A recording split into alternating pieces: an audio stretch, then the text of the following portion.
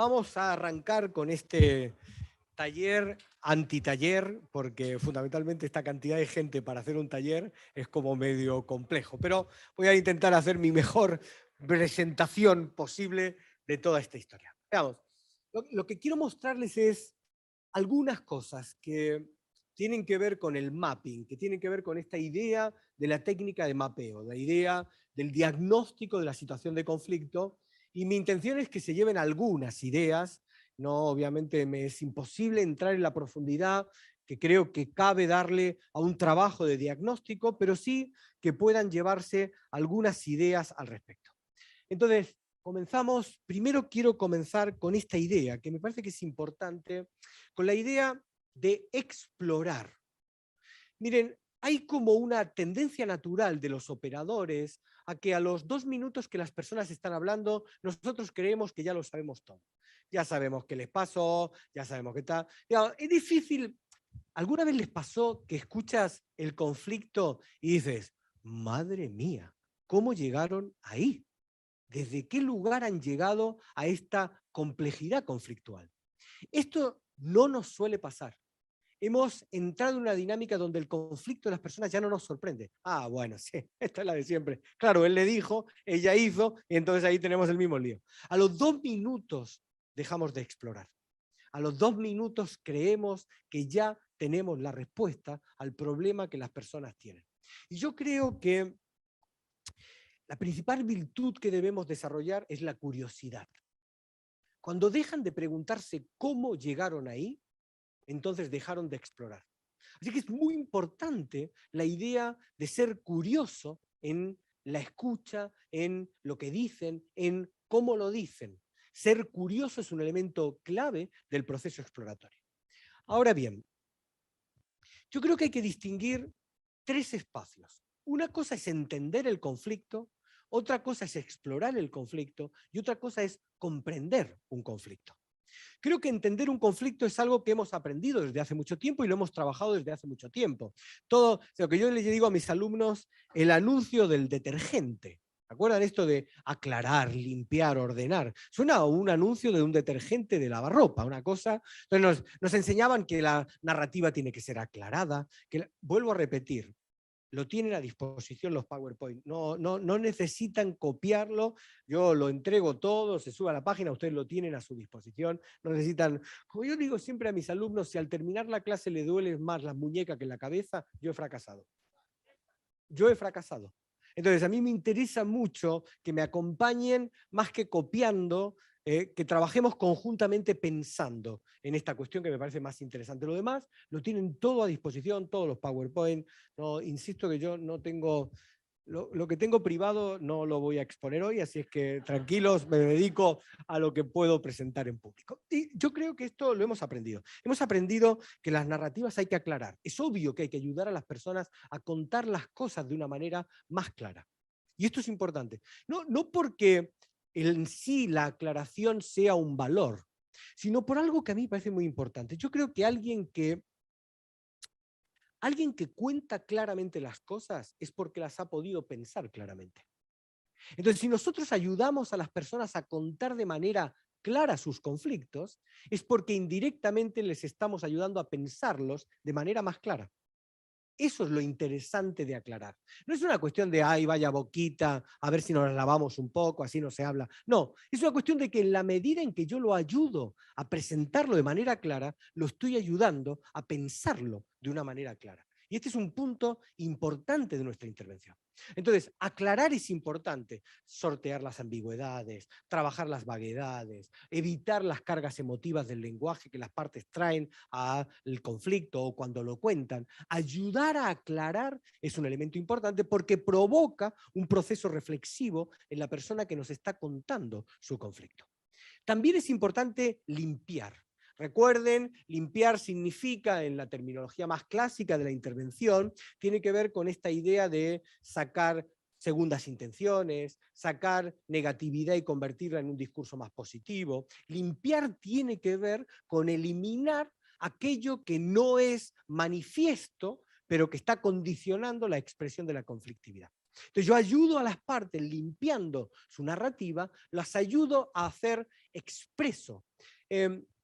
Yo traduje, yo dirijo la colección esta de libros de GEDISA, que se llama Prevención, Administración y Resolución de Conflictos, la colección de Barcelona, de la editorial GEDISA de Barcelona. Y publicamos hace un tiempo un libro de un autor que se llama Bernard Meyer, que se llama Beyond Neutrality, más allá de la neutralidad.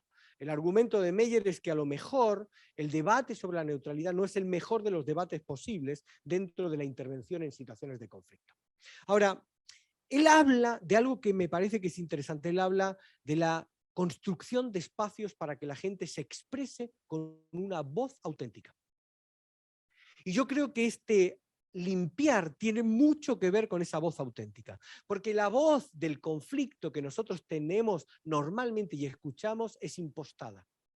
Está sometida a muchas veces lo que puedo y no puedo decir, lo que sé y no sé decir. Entonces, todo eso es limpiar. Limpiar es construir, ayudar a que las partes expresen con una voz auténtica su conflicto. Y por último, la idea de ordenar. No tengo tiempo, pero para mí es uno de los elementos claves de la exploración de un conflicto. Miren, es curioso, les hago una pregunta. Cuando estudiaron escucha activa, ¿cuántos de ustedes estudiaron en profundidad la técnica de resumen? Esto es lo que suele pasar. Y para mí la técnica de resumen, desde el punto de vista exploratorio, es la técnica más importante de la exploración de un conflicto. Y sin embargo no se suele estudiar, se pasa por encima, como si todos supiésemos hacer una técnica de resumen en una etapa exploratoria. No voy a entrar en todo lo que tiene que ver con intervención. Estoy solo trabajando el espacio de explorar la conflictividad que las partes presentan. Entonces, ese explorar la técnica de resumen nos permite cosas realmente impresionantes desde el punto de vista exploratorio. Entre otras cosas, nos permite ordenar. El conflicto es caos. El conflicto siempre provee caos. Caos de decir, ¿nunca les ha pasado, tienes un conflicto con tu pareja y le dices algo y no has terminado de decirlo y ya te estás arrepintiendo? Es ese caos del que dice algo y te das cuenta y no era lo que yo quería decir, pero lo dije. Bueno, ese caos, el elemento, lo que apaga el fuego del conflicto es el orden. Es esa capacidad que nosotros tengamos para proveer orden. Y pero proveer orden no significa haber resuelto, significa estar en condiciones de esta idea de entender el conflicto. Una cosa que les va a dar el mapping es que van a descubrir rápidamente que las personas están en una situación donde parecen estar trabajando en conflictos totalmente distintos. Totalmente distintos, porque el mapeo, la exploración del conflicto de uno te da un resultado que no tiene nada que ver con el mapeo o la exploración del conflicto del otro. Y entonces, en realidad, esta es una dinámica que nosotros tenemos que aprender. Tenemos que aprender esta cuestión de entender el conflicto. Explorar significa trabajar en estos tres espacios: analizar, indagar y volver a analizar. Tiene una idea de bucle, es decir, yo creo muy importante la perspectiva del análisis. ¿Por qué lo dice? ¿Cómo lo dice? ¿Cómo lo está presentando? Luego vamos a hacer un ejercicio sobre eso. ¿Cuáles son los espacios en su narrativa? Analizar es presentar eso y tomar conciencia de que eso está apareciendo. Ahora, cuando analizo, debo pasar a indagar. Así que le pregunto cosas. Pero tengo que preguntar no desde el punto de vista de una lógica propositiva, sino desde una lógica puramente exploratoria.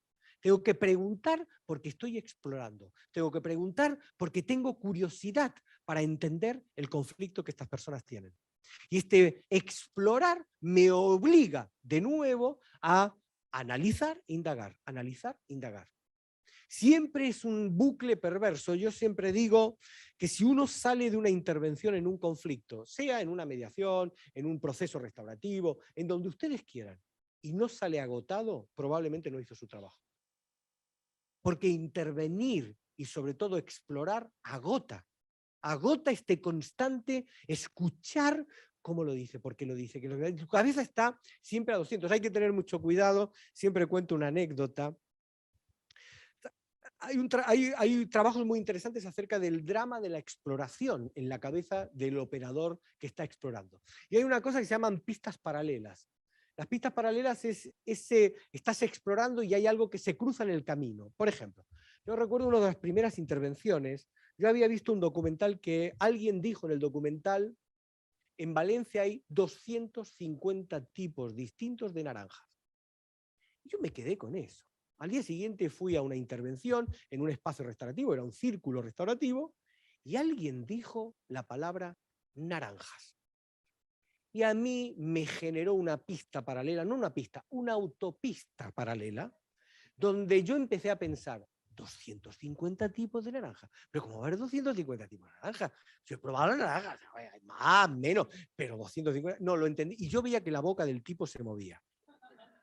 Y dije, pero ¿cómo va a haber 250? No, lo escuché mal. Dijo 25 y yo escuché 250. Y en un momento determinado yo dije, Tate, estás en la pista. Dije, vuelvo y escuché la siguiente frase. Estas son las razones necesarias para comprender el conflicto que hoy nos trae aquí. Yo estuve para preguntarle, ¿y de naranjas tenemos que decir algo? Porque no recuerdo nada de lo que dijo ni nada de lo que mencionó. Trabajar la pista paralela en el proceso exploratorio es clave. Porque es fácil desengancharte, es fácil desconectarte. Entonces, hay que trabajar ese proceso exploratorio. Comprender es ser capaz de colocar la información, la percepción, los datos que las partes proponen y proveen en un mapa. Eso es comprender un conflicto. Es la capacidad que tenemos de dibujar la conflictividad, ahora lo vamos a hacer, dibujar el conflicto como las personas lo cuentan, como las personas lo explican, como las personas lo perciben. Y eso significa que esos 8 elementos de los que yo les hablaba antes, a medida que van apareciendo, los voy colocando en una estantería que me permiten visualizar de quién habla, qué papel les otorga, qué es lo que él cree que quieren, cómo los considera los objetivos. Esta búsqueda de respuestas es la que me va permitiendo ir trabajando en ese espacio. Bien, si no me equivoco, a ver, o sí me equivoco, creo que tengo ahora un vídeo, ¿puede ser? Ahí está. Seguro que si no Espérenme un minutito. Tú no querrás su carne. ¿De qué te serviría? Cebo para pescar. Si no alimenta otra cosa, alimentará mi venganza. Ha infamado mi nombre y me ha hecho perder $500,000. Se ha reído de mis pérdidas y burlado de mis ganancias. Ha insultado a mi raza, hundido mi venganza. La maldad con que me instruís, yo la ejecutaré. Y lo haré de tal modo que sin duda superaré a los instructores. Muy bien. Ahí. Antonio está en su casa. Debemos avisar.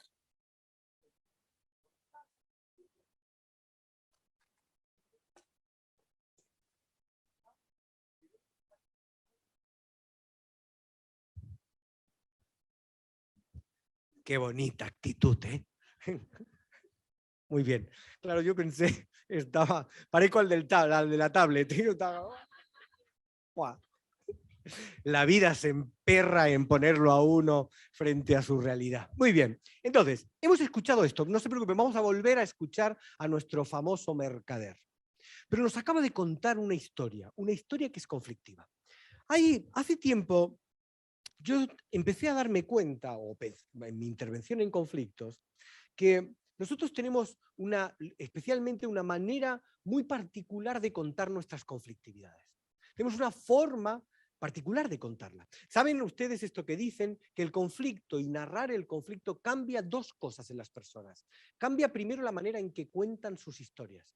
Ustedes saben que hay 4 palabras que son mágicas para el conflicto, que son todo, nunca, nada y siempre. Si yo tengo un conflicto con mi esposa, yo no le digo a veces no me entiendes. Esto no es un conflicto ni en nada. Nunca me entiendes. Nada de lo que digo te parece bien. Todo lo que hago te parece mal. Siempre me llevas la contraria. Esto es la construcción de la conflictividad. Y esta es la manera en que nosotros narramos nuestros conflictos, cargados de todo este elemento conflictivo que está en la propia narrativa.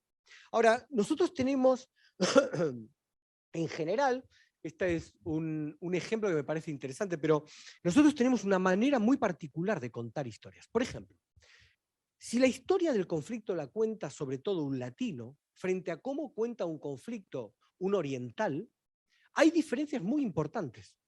Por ejemplo, para nosotros, no sé si se han dado cuenta, el silencio es una pérdida de tiempo. Un latino marca el timing de su narrativa de una manera mucho más acelerada, mucho menos pausada, mucho menos controlada que un oriental. Para el latino, el silencio es una pérdida de tiempo. Además, no lo solemos usar, no vaya a ser que el otro me interrumpa y ya no me deja volver a seguir hablando a mí. Así que tendemos a no parar, tendemos a no darle un timing. Fíjense una cosa, el silencio para un latino es incomodidad. ¿Nunca les ha pasado que entras en un ascensor con otra persona, te quedan 5 pisos para abajo con este tipo al lado y estás en una sensación de incomodidad total? Entonces comienzan frases como, uy, qué tiempo, no sé, ¿cómo está? Uy, ¿viste la economía? ¿Qué economía? Uy, los políticos, uy, los políticos. Ahora se abrió la puerta, salimos corriendo. Porque el silencio es incómodo. Además, nosotros tenemos una frase que dice que el que calla otorga. O sea, el que calla se jode. El silencio para nosotros es pasivo, es omisión. En el mundo oriental el silencio es una construcción activa terrible. Es un momento de máxima actividad. El silencio es construcción. Así que nosotros tenemos una narrativa que es terriblemente, terriblemente cargada. Tenemos poco tiempo con las partes, sobre todo, no sé si alguna vez les ha pasado, basta que tú le digas a una parte qué quiere contar para que diga, ay, Dios mío, al fin alguien que me escucha. Nací en bueno, esto va para largo. Es decir, al fin alguien en esta sociedad que me escucha, entonces se enganchan carrerilla y empiezan y no los paras. Entonces nosotros tenemos una carga narrativa muy fuerte, muy fuerte. Y tiene una carga emotiva que se expresa en la manera en que a nosotros nos encanta, para decirlo en la versión argentina, el firulete lingüístico. Nos encanta por un lado, por el otro lado, sin embargo. A nosotros nos encanta ponerle la carga argumentativa a nuestra narrativa. Pero le metemos todo lo que podemos meterle ahí para poner en juego esa historia. Ahora, de todo lo que contamos, ¿cuánto es relevante? ¿Cuánto es trigo y cuánto es paja? Es un elemento clave que para nosotros es fundamental para explorar un conflicto. Explorar un conflicto no es obtener la totalidad de la información de una narrativa que viene per se sobrecargada, es ser capaz de entender dónde están las dinámicas narrativas importantes en la manera en que contamos las cosas. Y yo creo que hay 3 criterios que debemos prestarles atención. Primero, tendemos a repetir las palabras que consideramos importantes en una narrativa conflictiva. Si yo creo que el conflicto tiene que ver con la familia, la palabra familia la voy a decir 40 millones de veces. Familia para un lado, familia para el otro, la familia es lo importante, la familia. Si ustedes encuentran a alguien que pretende sostener que lo importante de este conflicto no es el dinero, pero cada 3 palabras aparece la palabra dinero, diría Václavic, esto es una narrativa esquizofrénica. Aquí hay algo que no cuadra. Escuchar es escuchar lo que se repite, lo que en la narrativa aparece constantemente en su dinámica expresiva. Así que una primera cuestión es aprender a escuchar, a prestar atención qué palabras repiten las personas cuando cuentan sus conflictos. El segundo criterio es un criterio muy conocido, que es el criterio gestual. Nuestra cultura es una cultura de gestos. Yo creo que, especialmente a los latinos, si algo nos ha hecho daño en la pandemia, ha sido no poder abrazar al otro. Esto nos ha dolido, porque no es solo, es no poder tocar, es no poder abrazar. Así que nosotros somos terriblemente gestuales a la hora de contar nuestros conflictos. Si yo les dijese, este es el momento más importante de mi vida, usted diría, le pasó algo. Le ocurre algo en los brazos, seguro, le ha pasado algo. Bueno, espera que diga, este es el momento más importante de mi vida. Hay que prestar atención, esto es lo que llaman escuchar mirando, a la gestualidad. cuando aparece una palabra clave en una narrativa, el sujeto que la expresa le va a dotar de toda la gestualidad que confirma esa narrativa. Así que no es solo mirar, escuchar lo que se repite, es prestar atención a dónde se impone una gestualidad en las narrativas. Y el último de los criterios es un criterio que a mí me parece que si hay alguien, creo que hay un ser que maneja este criterio como ningún otro, que son las madres. Si hay un ser que maneja el criterio tercero del que quiero hablarle, es las mamás, que es el criterio del tono de voz. En realidad, el criterio es el criterio de la diversidad del tono de voz. Hay dos tipos de madres. Hay una mamá que dice, Manuel, que te he dicho que vengas. No, una que empieza así, Manuel, ven aquí. Manuel, que vengas. Manuel, que venga. Manuel, no lo repito más. Y Manuel sabe que esa es la importante. Entonces hay una mamá que tiene un tono de voz, han visto esto del Excel, ascendente. Entonces va de menos a más. Y después está otra estrategia, que es la mamá que empieza, Manuel, que vengas, Manuel, que vengas. Manuel, no lo repito más, que vengas. Y Manuel sabe que esa es la importante. Presten atención a la variabilidad tonal de aquellos que cuentan el conflicto. Porque al cambiar el tono de voz, les están marcando las palabras claves. Sea porque sube el tono de voz, sea porque baja el tono de voz. Así que tenemos 3 espacios, 3 criterios a tener en cuenta. ¿Qué palabras repite? ¿Dónde está la gestualidad? ¿Y dónde hay un cambio en el tono de voz? Ahora vamos a escuchar con esta lógica de nuevo a nuestro mercader. Ustedes lo escucharon sin conocer esto.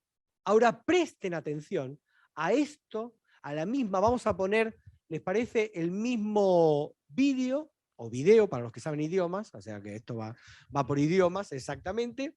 Vamos a ponerlo de nuevo y presten atención a estos 3 criterios. ¿Qué se repite? ¿Dónde está el tono de voz? Y la gestualidad de nuestro mercader. Vamos a ver qué escuchan ahora. Seguro que si no cumple, tú no querrás su carne. ¿De qué te serviría? Cebo para pescar. Si no alimenta otra cosa, alimentará mi venganza.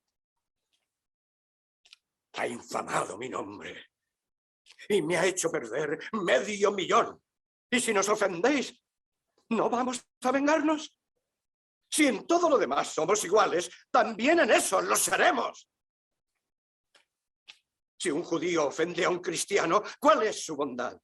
¿La venganza? Y si un cristiano ofende a un judío, ¿cuál debe ser su tolerancia? Siguiendo vuestro ejemplo. La venganza. La maldad con que me instruís, yo la ejecutaré. Y lo haré de tal modo que sin duda superaré a los instructores. Bueno, si ustedes prestan atención a esta Antonio narrativa... está en su casa. Ahí estamos, no importa. Si ustedes prestan atención a esta narrativa, van a ver que en el fondo hay ciertas palabras que son claves y hay otras palabras que no lo son. Si uno presta atención a cuáles son las que se repite, a dónde cambia el tono de voz y a dónde aparece la gesticularidad de nuestro narrador, va a empezar a darse cuenta rápidamente que del volumen de palabras, solo hay algunas que marcan exactamente la manera en que él está pensando su narrativa. Y hay 4 palabras que son claves en esta narrativa. La primera, venganza. Esta es una narrativa sobre la venganza y él la repite como un elemento clave. Esta no es una narrativa sobre la justicia, esta no es una narrativa sobre tener derecho, esta no es una narrativa sobre nada que no sea la idea clara, directa que él tiene de vengarse. Y venganza es una palabra clave para entender desde qué lugar él está hablando. Fíjense que venganza es una palabra con fuerte carga emotiva. Así que nos va a marcar una discursiva que tiene un conflicto, que tiene un elemento emocional clave sentado detrás. Porque si no, él podría explicarlo, podría usar otra palabra para hablar de lo que va a hacer. Es más, es muy interesante que usa una palabra que tiene carga emotiva negativa. Directamente, él no dice quiero justicia, quiero igualdad. Él dice directamente quiero venganza. Y querer venganza es asumir toda la carga negativa que lleva detrás esta palabra. Eso marca una conflictividad con fuerte carga emocional y marca una conflictividad asentada en una lógica de respuesta de un conflicto de una manera muy determinada. Cuando exploramos este tipo de narrativas, vamos a encontrar este tipo de cuestiones. ¿Cuál es la segunda palabra? Mismo. Judío. Él usa constantemente la palabra judío. Es más, cuando habla de cristianos habla como no judíos. La cristiandad no es su problema. La condición fundamental para él es la condición de judío. Él utiliza la palabra mismo, pero la palabra mismo no tiene una expresión conceptual, simplemente las usa para mostrar algo que es una idea que subyace, y es que, fíjense, esto es muy interesante, yo lo trabajo mucho con mis alumnos. Él no defiende, este no es un argumento para defender que somos iguales. Este es un argumento que asume que somos iguales. Él no está intentando decir que en este conflicto lo importante es que entender que somos iguales. Él lo que dice es, somos iguales. Y como somos iguales, este conflicto está presentado en otro espacio.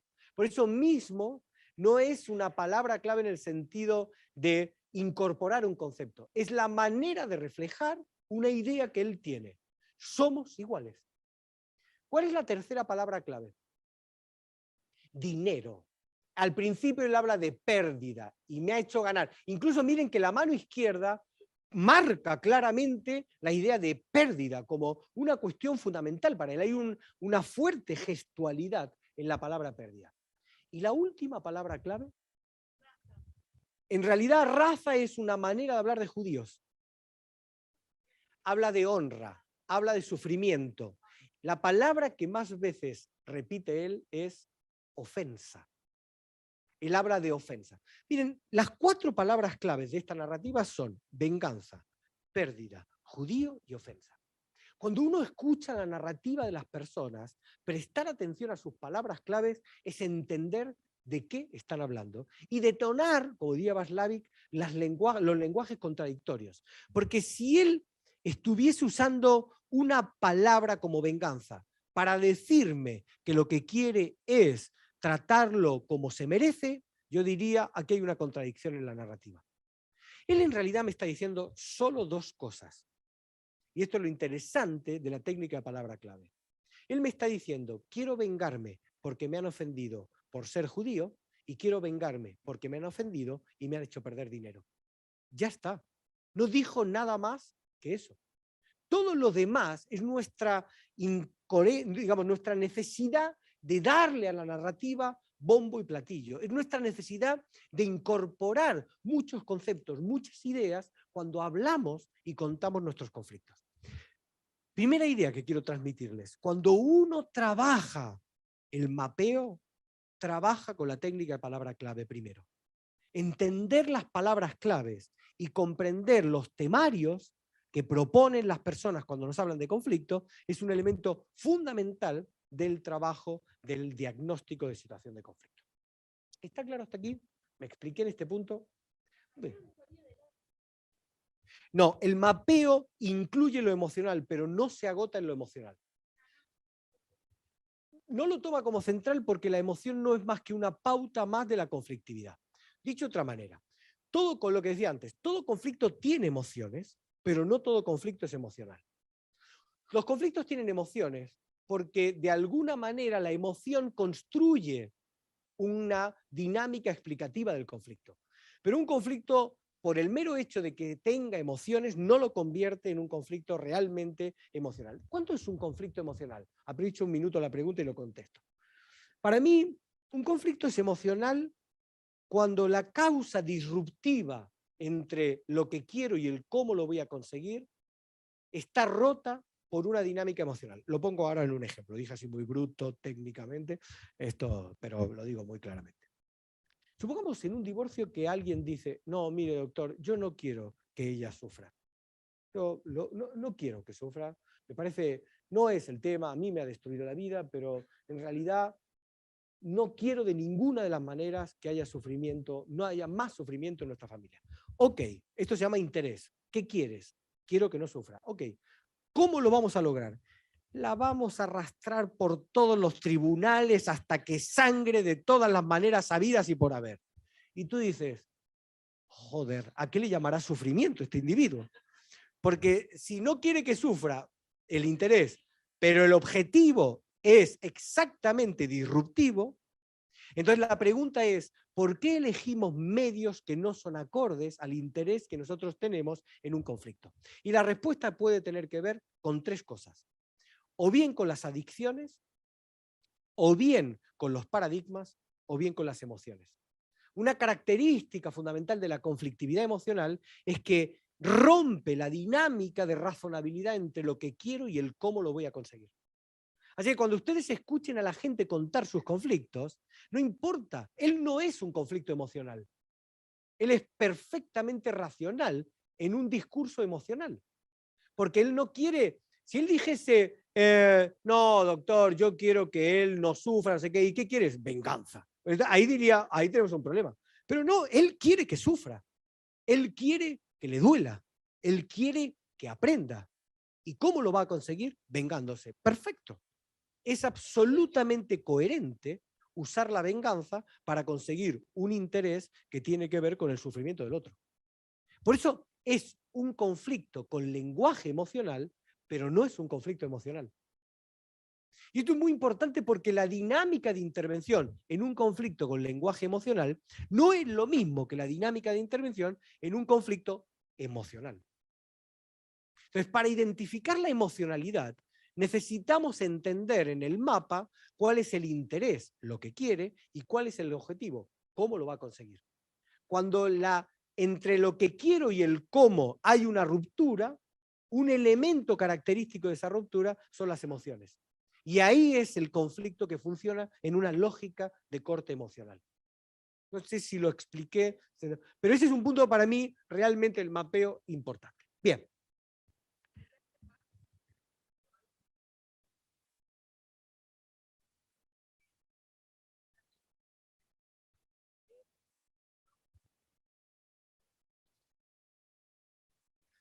Es verdad, pero antes de discutir cómo y pensar en cómo salir, tenemos que entender cómo ven ellos el conflicto. No corran nunca. Yo siempre digo, en este espacio el que corre pierde. El timing de la exploración es mucho anterior al timing de la decisión de qué vamos a hacer. Lo que es importante de la emocionalidad, en mi opinión, no es tanto la idea de una dependencia, es la cuestión de la imposibilidad de encontrar una manera de conseguir mis propios objetivos. Ese es el drama de la emocionalidad. Entonces, cuando yo la escucho, la tengo que identificar en ese plano. Tengo que explorarla porque el problema no está en que él hable. Yo diría, el mercader, él no tiene un problema de conflicto emocional. No hay ningún conflicto emocional en el mercader. Aunque su lenguaje es un lenguaje de fuerte carga emocional. Entonces, lo que nosotros tenemos que escuchar es dónde está la conflictividad emocional y dónde no. Encontraremos gente que expresa la emocionalidad desde el punto de vista de la dependencia con el otro. Eso aún no lo convierte en un conflicto emocional. Porque si él opera, considera que esa dependencia es su interés, entonces hay un punto de coherencia entre lo que quiere y el cómo lo está sosteniendo. El problema fundamental del conflicto emocional es la bronca porque no logro salir de esa dependencia con el otro. Y ahí aparece un conflicto de corte emocional. Entonces, yo creo que esa distinción ahora que están tan de moda los discursos de las emociones es importante aclararla, porque si no, metemos una gran cantidad de cosas. Por ejemplo, no es un problema trabajar con una pregunta reflexiva con el mercader, porque él, en su propia coherencia, puede contestar. Ustedes saben que las preguntas reflexivas tienen siempre lo que se llama desplazamiento. Para que una pregunta sea reflexiva tengo que moverlo. ¿Qué pasaría si tú fueses él? ¿Qué pasaría si hubieses llegado antes? ¿Qué pasaría si pudieses verlo? Ese es el corte del desplazarlo de la pregunta reflexiva. En el mercader no es un problema porque tiene el sustrato de coherencia porque su conflicto no es emocional. Si el conflicto fuese emocional, como operador yo sé que no puedo trabajar con pregunta reflexiva. Porque si meto pregunta reflexiva, va a escalar. No es lo que pasaría con el mercader. Sí, por favor.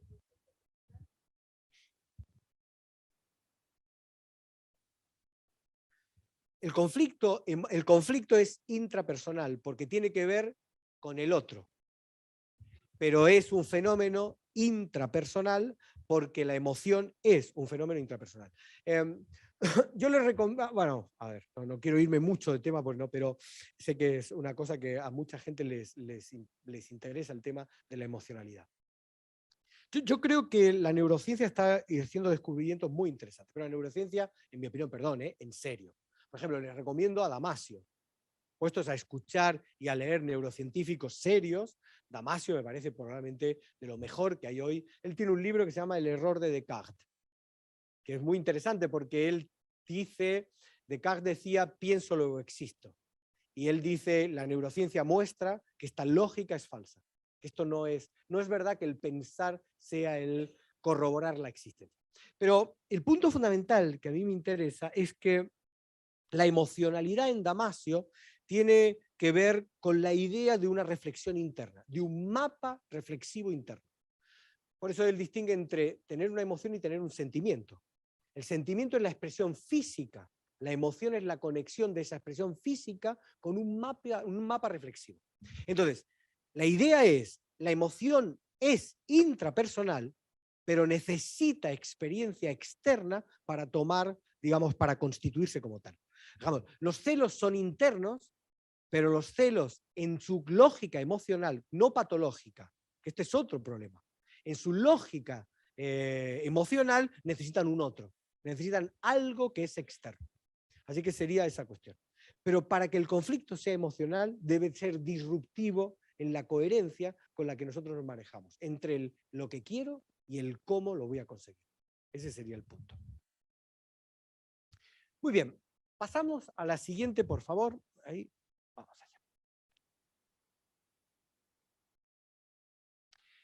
Bien, vamos a hacer un poco de mapeo ahora, pero voy a focalizarme solo en uno de los elementos del mapeo, que es en los sujetos. Vamos a trabajar el mapeo desde la lógica de sujetos, desde la lógica de la escucha de los sujetos. ¿Por qué empezar por los sujetos? Porque me parece que es el mejor asidero para aprender a escuchar a quién y de quién hablan. Es decir, cuando yo escucho a alguien contar su conflicto, es más complicado escucharlo hablar de lo que quiere, de lo que pretende. Y es una muy buena manera empezar escuchando a quién cita, de quién habla, a quién menciona.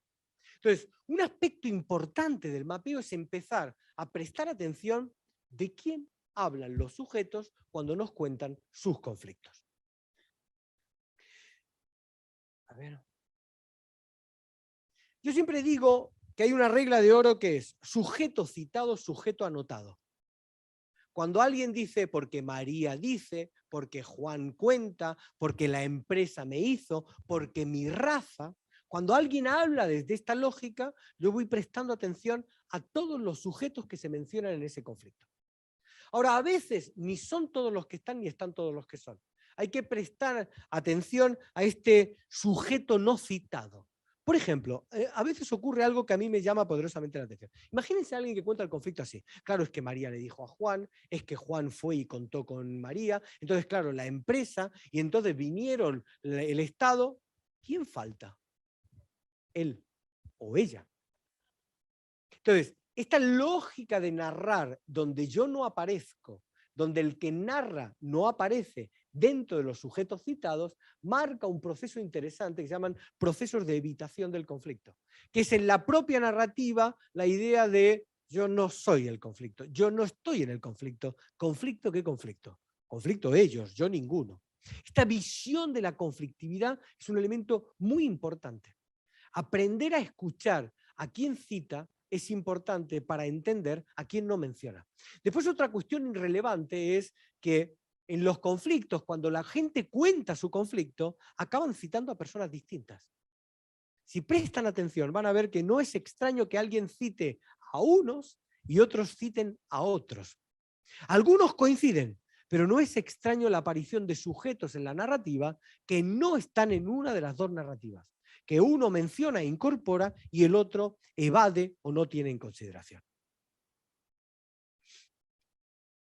A cuando la gente habla de los conflictos, después vuelvo sobre la historia, cuando la gente habla sobre los conflictos, prestamos atención a los sujetos y a dos características más, que es, ¿qué dice él que quiere cada uno de los sujetos? Y si considera él que pueden conseguirlo o no. Pongo un ejemplo. Yo digo, María quiere quedarse con mi empresa y por eso me ha iniciado un juicio, pero no lo va a conseguir. Esa narrativa tiene tres datos importantes para mi mapeo. La primera cita a María, la segunda se cita a él. Así que él reconoce su papel dentro de esta historia conflictiva. Segunda cuestión, identifica un interés en María, que es quedarse con su empresa. Y un objetivo, lograrlo a través del juicio. Pero fija algo importante en su narrativa y es que está convencido de que no lo va a lograr. Saber qué quieren los sujetos y si lo van a lograr o no, me permite identificar cómo visualiza él el rol de cada uno de los sujetos. En realidad hay tres tipos de sujetos dentro de un conflicto: los actores, los terceros que participan y los terceros que intervienen. Se llama actor de un conflicto aquel que, teniendo un interés, tiene la capacidad de condicionar el resultado. O sea, para Juan, María es un actor del conflicto, porque le asigna un interés en realidad para Juan, María no es un actor del conflicto, porque le asigna un interés, pero no le asigna la capacidad de condicionar el resultado. Si María dijese, Juan quiere quedarse con mi empresa y lo va a lograr, María estaría considerando a Juan un actor de la conflictividad, porque le asigna un interés, quedarse con la empresa, y le asigna una capacidad, la capacidad de obtener su objetivo. Se llama tercero que participa aquel que, teniendo el interés, no tiene la capacidad de condicionar el resultado. Es el caso del papel que le está asignando María a Juan. Supongamos que dice, él quiere quedarse con mi empresa, para eso me va a iniciar un juicio, pero no lo va a lograr. Esto es lo que se llama tercero que participa. El tercero que participa es alguien que, teniendo un interés, no tiene la capacidad de condicionar el resultado. Y por último están los terceros que intervienen. El tercero que interviene es alguien que, no teniendo un interés, tiene la capacidad de condicionar el resultado. Si yo digo, vamos a ir a ver al juez, que él sí lo va a poner en su lugar, la idea de juez es la idea de un tercero que interviene. No tiene un interés en el conflicto, pero tiene la capacidad de condicionar el resultado. Entender y mapear los sujetos es comprender no solo a quién cita, sino qué rol le está asignando a cada uno de ellos. No es lo mismo asignar una narrativa, ahora lo vamos a ver, donde el rol que yo le otorgo es el de actor, que asignar en una narrativa el rol de tercero. No es lo mismo. Y el interventor, el operador, el explorador va a tener que prestar atención, no solo si cita a María, a Juan, si se cita a él o no se cita a él, sino en qué lugar los está poniendo. Desde qué lugar los está poniendo. Por ejemplo, no es extraño que si ustedes analizan la narrativa de Putin, poniéndolo en un conflicto internacional, visualicen que Putin no coloca a Ucrania como actor del conflicto, sino como un tercero que participa. Putin siempre cita a la Unión Europea como el referente del poder y el ejercicio del poder. Para Putin, en su narrativa, Ucrania es un tercero que participa. Tiene un interés, pero si no fuese porque Europa lo apoya, no tendría la capacidad de condicionar el resultado. Así que, pensado en esa lógica, Putin está pensando que su conflicto no es con Ucrania, es con la OTAN o con la Unión Europea. Y Ucrania es un tercero que participa, que pulula en torno a la dinámica conflictiva. Pero él no toma como referencia de la conflictividad Ucrania. Pensar esto es clave, porque es entender siempre quién está en el centro de la conflictividad y quién está en la periferia de esa conflictividad para entender mi intervención. Veamos un poquito más. Bueno, yo les paso esto. Este es el modelo de análisis. El actor es alguien que, teniendo un interés, tiene la capacidad. El tercero que participa es alguien que tiene un interés, pero no tiene la capacidad. Y el tercero que interviene es alguien que no tiene el interés, pero sí tiene la capacidad. Insisto sobre esta idea. Cuando mapeamos no solo estamos escuchando a quién menciona, prestamos atención a qué rol le asigna en la conflictividad la persona que lo está contando, porque va a ser determinante desde el punto de vista de nuestra ulterior intervención. Hay un elemento más a tener en cuenta, que son los representantes. El representante es alguien que trabaja en relación de representación de otra persona dentro del conflicto. Si yo digo, por ejemplo, es que mi abogado, o si yo digo es que mi representante, bueno, estos sujetos en la narrativa no conforman un rol ni de actor ni de tercero. El representante no tiene poder propio, solo tiene el poder que le otorga a aquel al que representa, y no tiene un interés propio, solo tiene el interés de aquel que le representa. Entonces, nosotros siempre prestamos atención a quién situamos como representante o a quién situamos como actor. A quién situamos como representante o a quién situamos como tercero que participa. Ahora les hago una pregunta. ¿Qué es un juez corrupto en el rol de la conflictividad?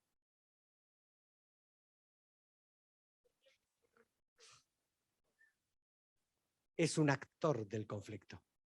El juez es un tercero que interviene, pero como es corrupto tiene un interés. Cuando el juez tiene un interés, tiene las dos condiciones. Tiene el interés y tiene la capacidad de condicionar el resultado. Acaba de ser visualizado como un actor.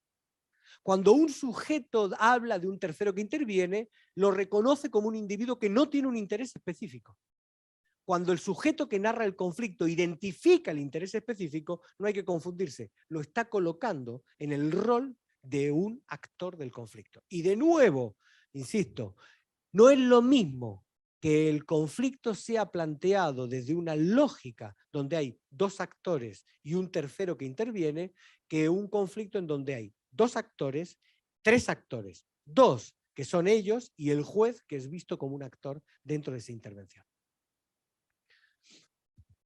Yo suelo dibujar los conflictos. Por alguna razón me es más fácil el dibujo. De hecho, siempre cuento una historia. El primer libro que publiqué se lo dediqué a mi hijo. Y era un libro que se llamaba Uso de normas jurídicas y toma de decisiones. Un desastre, digamos, en el título, claramente. Pero era mi tesis doctoral. Y mi esposa le dijo a mi hijo, mira, papá te dedicó un libro. Mi hijo tomó el libro, lo miró, lo tiró enfadado al suelo y dijo, no tiene ni un solo dibujito. Como que le pareció que su padre era un bárbaro con lo que había hecho. Años más tarde, cuando publiqué el libro de mapeo, se lo volví a dedicar a él. Y si ustedes leen la dedicatoria, dice a mi hijo porque le debía un libro con dibujitos. Bueno, toda la parte central del libro de mapeo es dibujos del conflicto. Para mí, dibujar el conflicto es comprenderlo de una mejor manera. Yo suelo, por ejemplo, en el mapeo de sujetos, suelo dibujar así. Cuando alguien me lo está contando, yo intento dibujarlo. Mi objetivo es lograr dibujar lo que él está expresando en su narrativa. Por ejemplo, este es un caso donde tengo dos actores, que son los que están en el centro, y un tercero que participa, que es el que pulula en la periferia.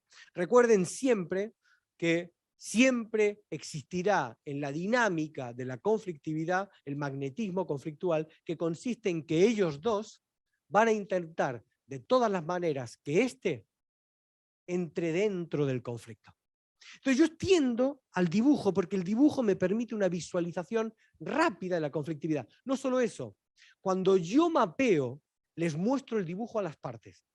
Y en el dibujo es más fácil identificar qué están colocando dónde y les es más fácil, vuelvo a lo que les decía antes, aclarar el cómo lo están viendo. Una última cuestión y hacemos un ejercicio. Los actores colectivos. Los conflictos no solo son interacciones desde el punto de vista de individuos que tienen una interdependencia por objetivos incompatibles. Los conflictos tienen a veces actores y sujetos que son grupos de sujetos interactuando colectivamente. ¿Qué convierte a un grupo de personas en un sujeto colectivo? Es todo un tema que la literatura discute profundamente. ¿Por qué un conjunto de personas es un actor colectivo? ¿Y por qué un conjunto de personas no es un actor colectivo? Es un elemento clave. Por ejemplo, hay un fenómeno de dinámica en el conflicto que se llama fragmentación del actor colectivo, que es cuando todo conflicto sostenido en el tiempo va a terminar fragmentando internamente los actores que son colectivos si su nivel de cohesión es bajo. O sea, yo, por ejemplo, muchas veces lo hago con mis alumnos, la vieja técnica del divide y vencerás. Por ejemplo, yo les digo, bueno, a ver, muy bien, no, profesor, nosotros no queremos hacer examen. Bueno, les propongo el siguiente juego. Vamos a hacer esto. Yo sé que en mi clase hay alumnos que trabajan todo el día y vienen a estudiar, y hay alumnos que no trabajan en todo el día y vienen a estudiar, o supuestamente vienen todos a estudiar. Entonces yo les digo lo siguiente, bueno, hagamos esto, bien, no hagamos examen, pero vamos a hacer un trabajo. Entonces van a tener que desarrollar una serie de actividades durante el día para ir preparando un trabajo que van a entregar. Yo lo que acabo de hacer es crear la disidencia interna en el actor colectivo. Vinieron todos juntos, no, profesor, examen no, muy bien. Pero ahora yo acabo de generar una dinámica que empieza una pelea entre ellos. Es el divide y vencerás. Entonces empiezan a discutir. Los que trabajan todo el día dicen, no, trabajo, no. Yo trabajo todo el día, amigo, vamos a meter a hacer un trabajo ahora. Los que no trabajan dicen, pero por supuesto que sí, no tenemos examen. El coste de la pelea lo tienen ellos. Y entonces, ¿qué es lo que provoco? Provoco una dinámica de fragmentación de eso dentro de ese actor colectivo. La posibilidad de fragmentar o no, en negociaciones sindicales es muy característico, la posibilidad de fragmentar o no depende de una cosa que se llama nivel de monoliticidad. Es decir, el grado de cohesión en el conflicto que tiene el actor colectivo. Cuanto más cohesionados están, más difícil es fragmentar.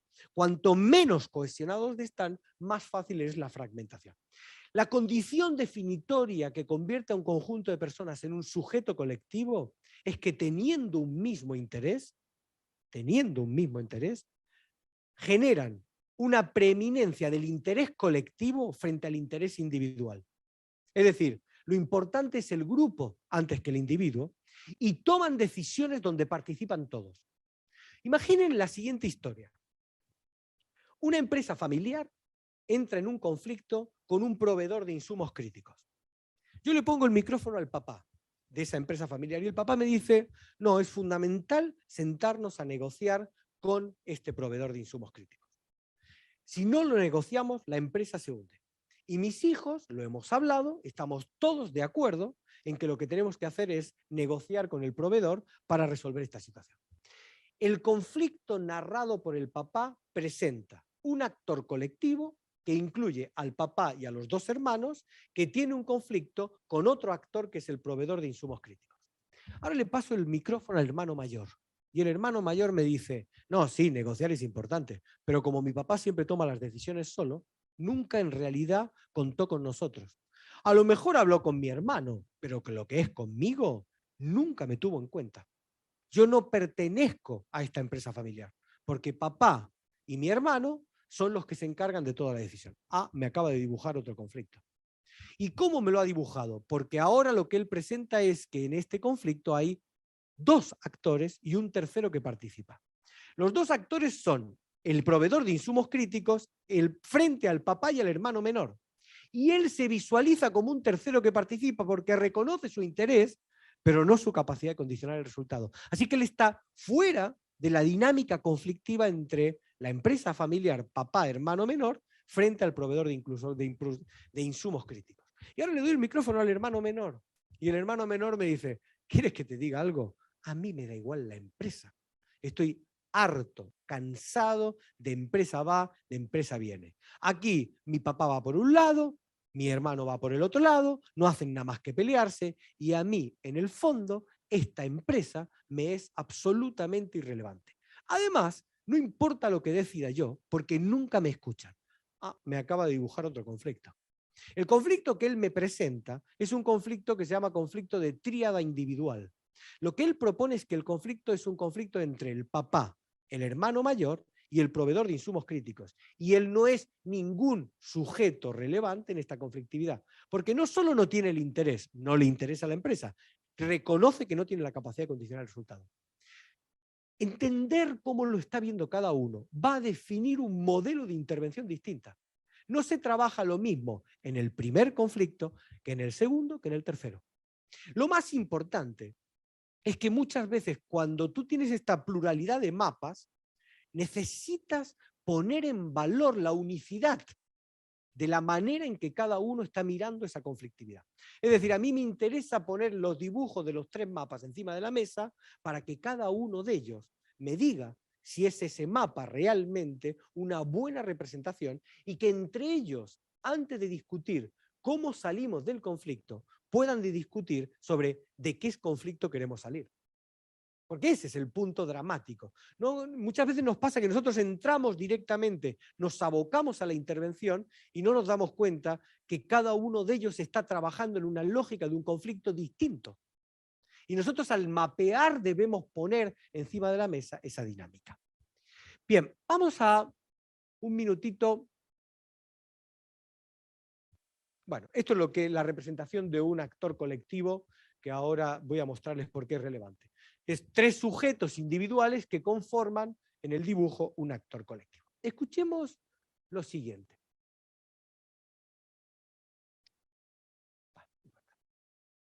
Vamos a escuchar de nuevo a nuestro mercader. Escuchen, ¿a quién cita? ¿Y qué rol le asigna a cada una de las personas que cita este mercader? ¿De acuerdo? Vamos a hacer un mapeo estático de sujetos. Se llama mapeo estático de sujetos, vamos a poner el foco en el sujeto y solo en la estática. No vamos a estudiar cómo va a cambiar ese conflicto o qué probabilidades hay de que se modifique de una manera o de otra. Vamos a escucharlo de nuevo. Sujeto citado, sujeto anotado, y qué rol le asigna. Si es individual o colectivo, y si considera que tiene interés y tiene capacidad, actor. Si tiene interés pero no tiene capacidad, tercero que participa. Si no tiene interés pero tiene capacidad, tercero que interviene. ¿De acuerdo? Vamos a hacer el paso. ¿No? Hola. Puede ser, si no lo ponemos como estaba de la otra vez, es el mismo vídeo, así que no hay problema. Perfecto. Lo ponemos, sacamos el PowerPoint y lo volvemos a poner como estaba antes, no hay ningún problema. Seguro que si no cumple, tú no querrás su carne. ¿De qué te serviría? Cebo para pescar. Si no alimenta otra cosa, alimentará mi venganza. Ha infamado mi nombre y me ha hecho perder $500 000. Se ha reído de mis pérdidas y burlado de mis ganancias. Ha insultado a mi raza, hundido mis negocios, enfriado a mis amigos e inflamado a mis enemigos. ¿Y cuál es su razón? ¡Que soy judío! Lo paramos ahí un minutito, por favor. ¿No tenemos ojos los judíos? Un minutito. Ahí está. ¿No tenemos manos? No. ¿Órganos? Lo paramos un minuto. Ahí está. ¿Qué sujetos han escuchado hasta aquí? Él habla él. Él habla de yo. Ese yo es importante escucharlo en la narrativa, lo hemos visto antes. Hay un sujeto que se llama pasivo, que es un sujeto no citado. Hay alguien más. Me ha hecho perder $500 000. Sabemos que hay un alguien que impacta y no sabemos bien quién es porque no lo cita. ¿Y alguno más? ¿Algún sujeto más? Pero judíos funciona hasta aquí como una característica, porque él dice, porque soy judío. Espere, un minutito, ya los veo, están lanzados, los suelto, ya van solitos van todos. Bien, perfecto. Tenemos 2 sujetos que me parecen importantes, un yo y un él. El yo es expreso, el él es tácito en su narrativa. Así que él está poniendo el foco en una lógica de una determinada conflictividad que inicialmente, ojo que esto es interesante, comienza siendo individual. Él empieza hablando de un yo y de un él en la lógica de una pérdida. Ahora vamos a ver cómo empieza a transformar ese yo y ese él en un nosotros y vosotros para hablar de un sufrimiento, de una ofensa.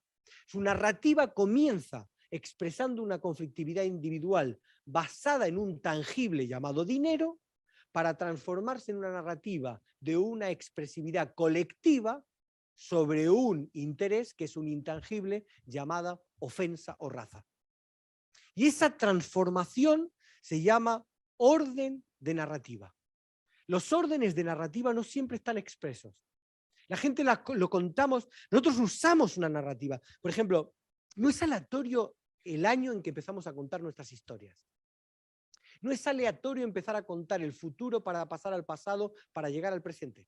Nosotros intentamos transmitir algo, porque hay una decisión tomada para contarle al otro algo. Entonces, a veces, si después tenemos tiempo, vemos una secuencia de El Padrino, donde él comienza hablando del pasado para contar el presente, para dar cuenta de un futuro. Eso marca un orden de una narrativa. En este caso, la narrativa, el orden no es temporal. Está en si el sujeto es individual o es colectivo. Sigamos, por favor. ¿No tenemos ojos los judíos? ¿No tenemos manos? ¿Órganos? ¿Dimensiones? ¿Sentidos? ¿Afectos? ¿Pasiones? Perdón, ahí va. Fíjense que ya ha metido el nosotros. Recuerden, él comenzó hablando de un yo, un tú en una pérdida y ahora mete un nosotros frente a un vosotros en una ofensa.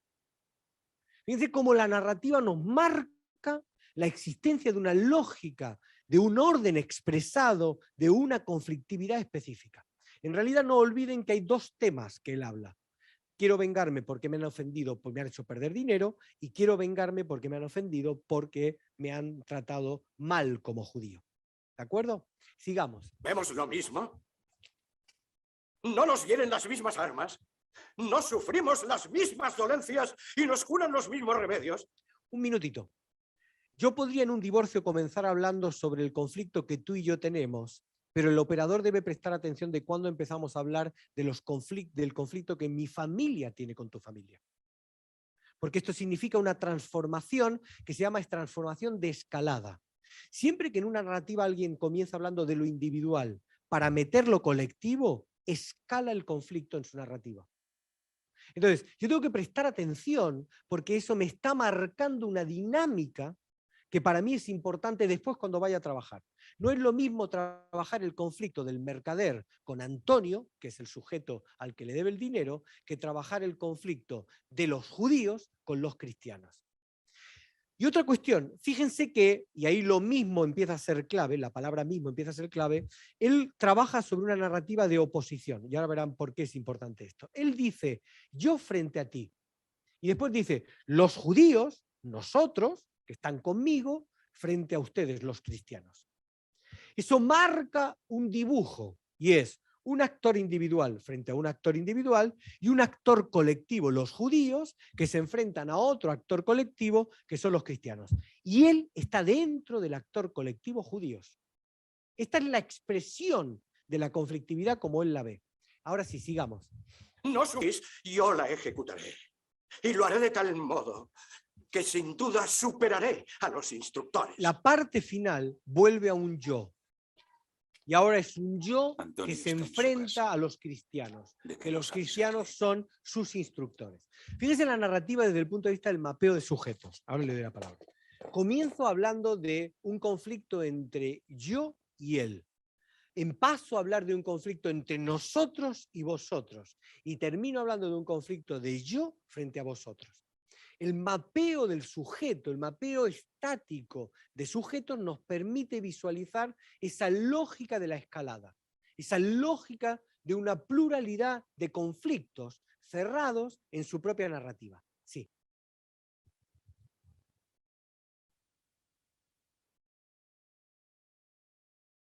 Sí, porque él pasa de un conflicto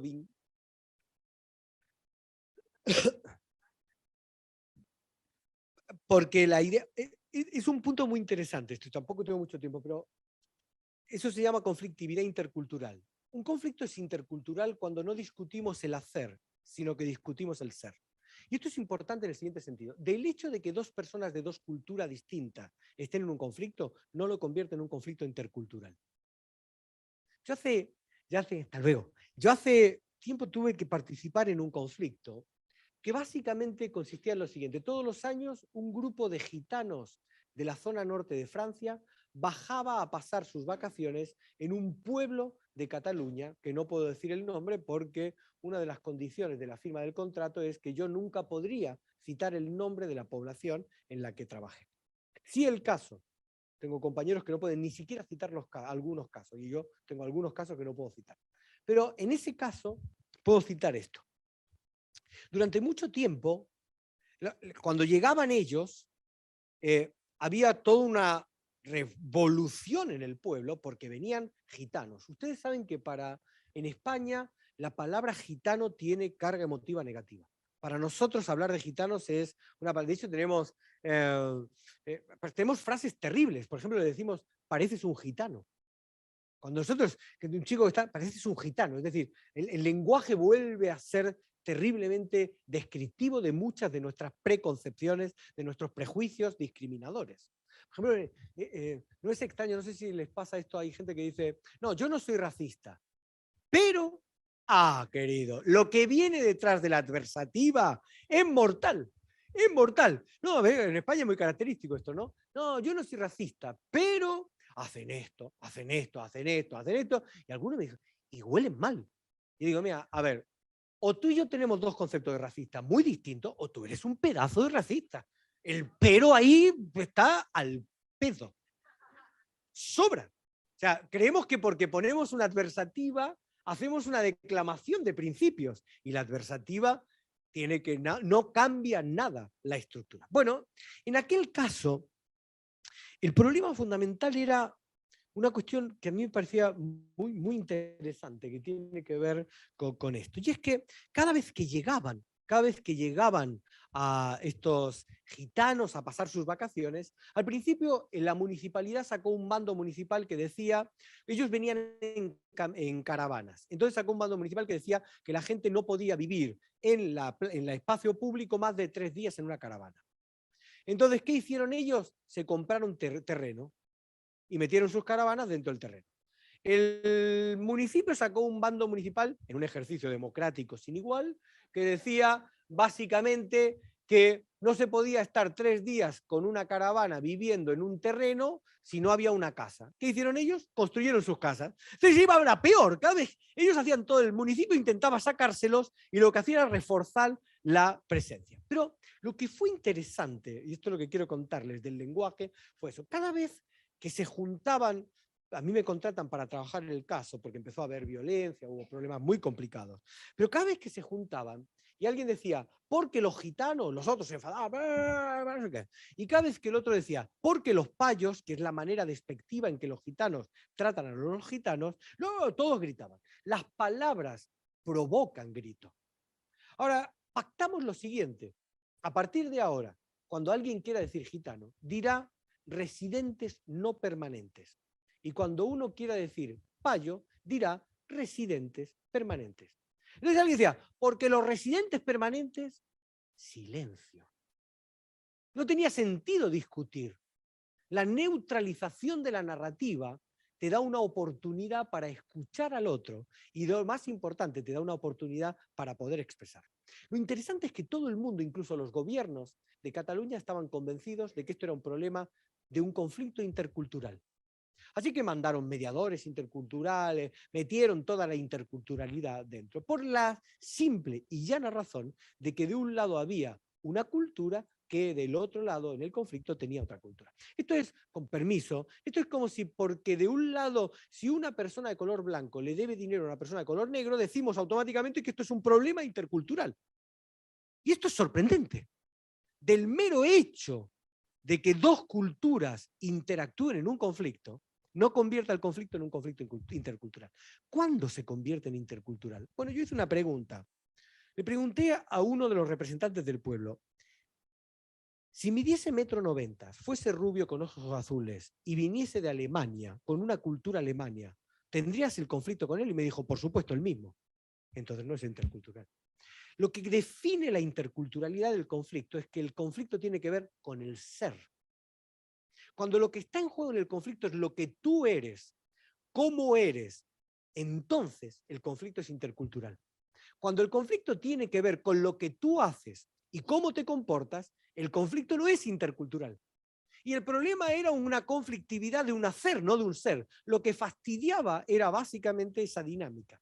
Era fundamentalmente una dinámica donde ellos venían, estaban de vacaciones, y eran las 4 de la mañana y estaban de vacaciones. Y entonces hacían su fiesta, se lo pasaban bien, comían, trataban, divertían. mientras que en el pueblo estaban trabajando y les parecía inaceptable que a las 4 de la mañana estuviesen tocando la guitarrita. Eso no es un conflicto intercultural. Ese es un conflicto entre dos culturas por un comportamiento. Lo que pasa es que a veces el hacer esconde un ser.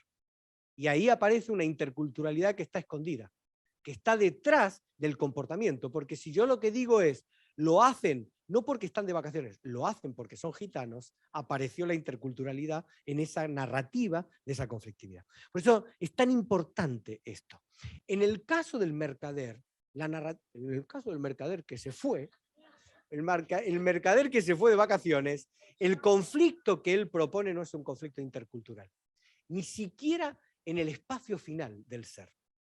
Es verdad que él habla de una condición de lo que somos, pero no olviden que él dice somos iguales. Él no dice en ningún momento los cristianos son distintos a los judíos son distintos a los cristianos. Él dice quiero vengarme porque somos iguales. Y dice, si un judío ofende a un cristiano, ¿cuál es su bondad? La venganza. Como somos iguales, si un cristiano ofende a un judío, ¿cuál debe ser su bondad? La venganza. Apela a un reconocimiento, pero desde el punto de vista de una idea de igualdad. Por eso no es un conflicto intercultural. Él no está discutiendo sobre el choque entre cristianos y judíos. Él está discutiendo que dado que los cristianos han enseñado que la respuesta es la venganza, él como judío, y dado que somos iguales, él como judío debe comportarse con la misma pauta que es la venganza. Entonces, su discurso no es un discurso de interculturalidad porque precisamente está en ese espacio. Pero déjenme, que voy terminando, que ya me señalan por ahí. Él lo que propone, vuelta con esto del dibujito, él lo que propone es lo siguiente. Los judíos con él dentro, con el mercader, este es él, todos los judíos con él dentro tienen un conflicto fundamentalmente con Antonio y del otro lado los cristianos. Así que él tiene un conflicto, todos, porque él nos ha ofendido en la pérdida y ellos nos atacan en la interacción. Entonces él concibe esta conflictividad desde esta lógica. Pero él asume algo en su narrativa que, no sé si han visto la película, acaba descubriendo al final que mapeó mal el conflicto. Él diagnostica mal el conflicto. Cuando uno ve toda la película, al final de la película se da cuenta que él diagnosticó mal, porque él asumió que los judíos estaban con él frente a Antonio y que los judíos estaban con él frente a los cristianos. Y lo que va a descubrir rápidamente es que, en el fondo, él está terriblemente solo, porque tiene un conflicto con Antonio, con esa persona, tiene un conflicto con los cristianos que apoyan a Antonio, pero también tiene un conflicto con todos los judíos. Una de las pautas interesantes de la película es que él acaba descubriendo que la conflictividad que al principio él había diagnosticado, descrito en este monólogo, no existe. Cuando los propios judíos vienen a él para decirle, no puedes hacer lo que vas a hacer. Entonces, el cambio de la conflictividad se da en porque él mapea mal la situación, estudia mal la dinámica del conflicto en el que él está interviniendo. Sí. Sí, pero él está hablando de un ustedes que son los cristianos. Él está convencido de que el conflicto tiene que ver con que él, como judío y con el apoyo de los judíos, se va a enfrentar a Antonio, que tiene a los cristianos. Y lo que acaba descubriendo, en un ejercicio casi de Sun Tzu del divide y vencerás, es que en el fondo él no está respaldado. El conflicto que él va a encarar lo deja él solo en uno de los bandos. No está sostenido por una lógica de un actor colectivo al que él pertenece, que es la lógica de los judíos enfrentándose a los cristianos. En realidad, si han visto la película, él acaba descubriendo que los propios judíos no los tiene con él, sino que los tiene justo enfrente porque se posicionan en esa conflictividad. Termino. Yo creo esto que les decía. Hoy hemos hecho solo un par de ejercicios sobre dos cuestiones. La técnica de palabra clave, que me parece fundamental para explorar la conflictividad. La próxima vez que estén en una situación de conflicto, explorar esas palabras claves en la narrativa desde el punto de vista de la repetición, de la reiteración, del cambio del tono de voz, de la gestualidad, es un elemento clave para entenderlo. Pueden hacerlo no solo en un caso, como les he mostrado, uno puede explorar la concepción de la conflictividad de Putin. No necesitamos, desde el punto de vista de trasladar un discurso de una conflictividad internacional, porque podemos escuchar en las narrativas cómo conciben las personas que son parte de ese conflicto su propia conflictividad. Y dos, la idea del diagnóstico, la idea del mapeo. A mí me parece realmente